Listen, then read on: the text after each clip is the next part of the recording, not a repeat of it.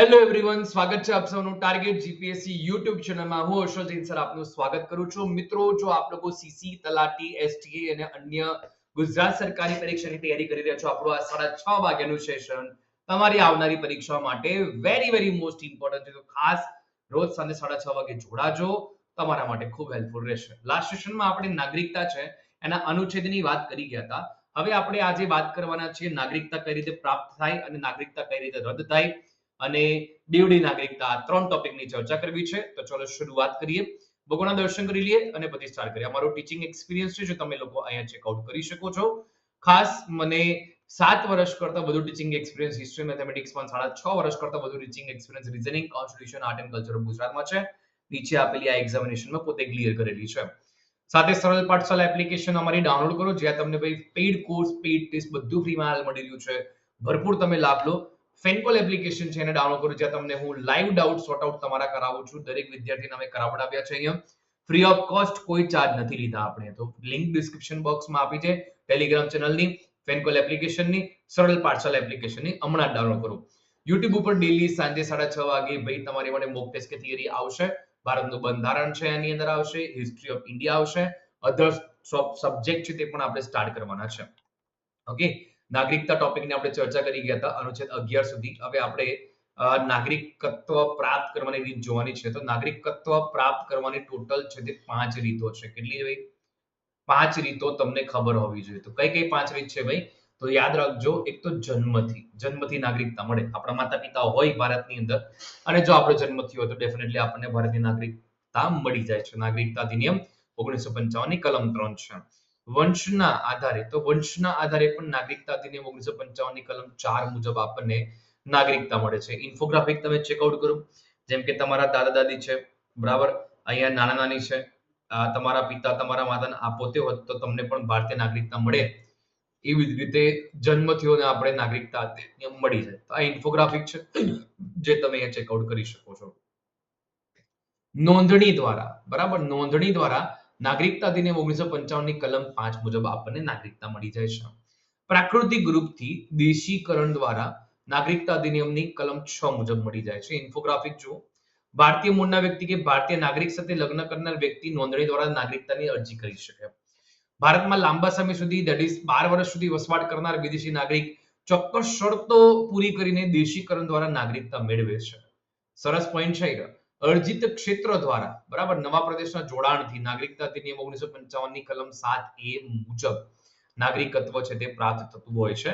Right? તો ભાઈ જો ભારત સરકાર દ્વારા નવા પ્રદેશને ભારતમાં જોડવા તે પ્રદેશના લોકો ભારત સરકાર દ્વારા નક્કી થયેલ તારીખથી ભારતના નાગરિક ગણાય છે. કલમ 7A મુજબ. ઇન્ફોગ્રાફિક બહુ સરસ છે, તમને બહુ મજા આવશે. પણ આપણે ઇન્ફોગ્રાફિકની ચર્ચાઓ છે ભલે કરતા હોય પણ વધારે ડીપ નથી કરતા અત્યારે હાલ.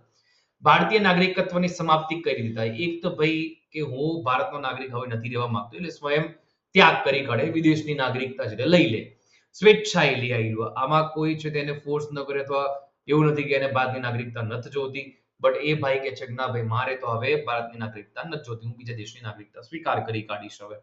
તો ભાઈ સ્વયં ત્યાગ કરે છે, સેલ્ફ, બરાબર, પોતે જ છે તે ત્યાગ કરી કાઢે. બરખાસ્તગી દ્વારા, કાયદાની પ્રક્રિયા દ્વારા કંઈક ને કંઈક ઇશ્યુઝ થયા હોય તો એના નાગરિકતાને બરખાસ્ત કરવામાં આવે, તો એ સિસ્ટમથી, બરાબર, ભારતીય અને વિદેશી નાગરિકતા મેળવે તો ભારતની નાગરિકતા આપોઆપ સમાપ્ત થઈ જાય. અને સ્વેચ્છાએ અન્ય દેશની નાગરિકતા સ્વીકાર કરતો હોય તો પણ એ જ સિસ્ટમ બને.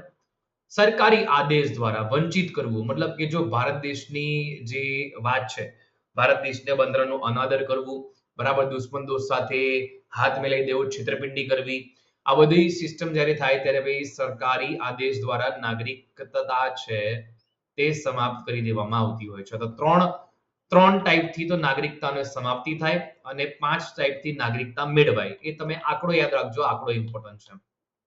બેવડી નાગરિકતામાં 3 પોઈન્ટ છે: એનઆરઆઈ, પીઓઆઈ અને ઓસીઆઈ. બરાબર, તો દરેકને આપણે જોવાનો પ્રયત્ન કરીએ. નોન રેસિડન્સ ઓફ ઇન્ડિયા, બરાબર, એનઆરઆઈ કહેવાય. પછી પર્સન ઓફ ઇન્ડિયન ઓરિજિન, ભારતીય મૂળના વ્યક્તિ. વિદેશી ભારતીય નાગરિક, that is overseas citizen of India. આ 3 છે બેવડી નાગરિકતાની અંદર. રાઈટ? તો ચાલો આપણે જોવા જઈએ હવે ટોપિકની અંદર એનઆરઆઈ. તો આઈટી એક્ટ જે છે 1961 મુજબ જે વ્યક્તિ પાછલા નાણાકીય વર્ષમાં 182 દિવસથી વધુ વિદેશમાં રહેતો હોય તો એને બિન નિવાસી ભારતીય નાગરિક કહેવાય. જે આવા નાગરિકો છે કે જે ભારતના પાસપોર્ટ ધરાવતા હોય, વધુ રોજગારી કે શિક્ષણના હેતુથી વિદેશમાં રહેતા હોય, ભારતમાં તેઓ મતદાન કરી શકે, બંધારણીય હોદ્દા માટે અરજી કરી શકે.